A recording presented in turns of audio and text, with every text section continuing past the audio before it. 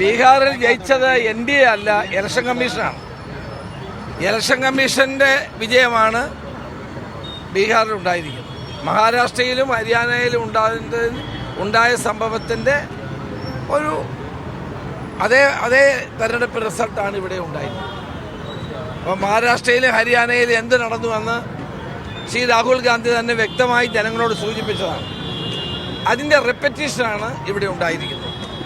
അപ്പോൾ ഇന്ത്യയിൽ ജനാധിപത്യം അപകടത്തിലാണ് എന്നുള്ളതിൻ്റെ ഏറ്റവും വലിയ സൂചനയാണ്. നിഷ്പക്ഷവും നീതിപൂർവമായ നിലയിൽ ഇനി ഇന്ത്യയിൽ തെരഞ്ഞെടുപ്പ് നടക്കില്ല. ഈ തെരഞ്ഞെടുപ്പ് കമ്മീഷനും BJPയും ചേർന്നുണ്ടാക്കിയ ഒരു അട്ടിമറിയാണ്. ഏതായാലും എന്ത് വേണമെന്നുള്ളത് എല്ലാവരും ആലോചിക്കേണ്ട കാര്യമാണ്. ഇനി അവരുടെ മോഡി ഷാ ഭരണത്തിൻ്റെ കീഴിൽ ഒരു നിഷ്പക്ഷ നീതിപൂർവമായ തെരഞ്ഞെടുപ്പ് ഇന്ത്യയിൽ നടക്കില്ല എന്നുള്ള ഇതിൻ്റെ ആവർത്തിച്ചുള്ള പ്രഖ്യാപനമാണ് ബീഹാറിൽ നടന്നത്.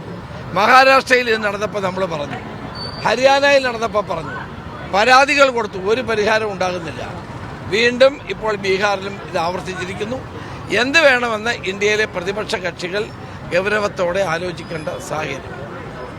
ഒരു കാര്യം കൂടി, കഴിഞ്ഞ ദിവസം യൂത്ത് കോൺഗ്രസിൽ സംസ്ഥാന അധ്യക്ഷൻ ഒരു പരാമർശം നടത്തുന്നു. അതായത് തദ്ദേശ തെരഞ്ഞെടുപ്പിൽ വേണ്ടത്ര പരിഗണന യുവ നേതാക്കൾക്ക് ലഭിച്ചിട്ടില്ല. യുവാക്കൾക്ക് കൂടുതൽ പരിഗണന എല്ലാ കാലത്തും നൽകേണ്ടതാണ്.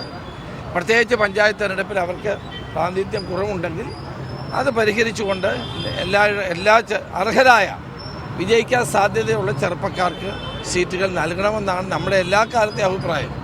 കോൺഗ്രസ് എല്ലാ കാലത്തും നൽകിയിട്ടുമുണ്ട്. യൂത്ത് കോൺഗ്രസ് പ്രസിഡന്റ് പരാമർശത്തെ പരിശോധിച്ച് എവിടെയെങ്കിലും അവർക്ക് പരാതി ഉണ്ടെങ്കിൽ അത് പരിഹരിക്കുമെന്നാണ് എൻ്റെ വിശ്വാസം.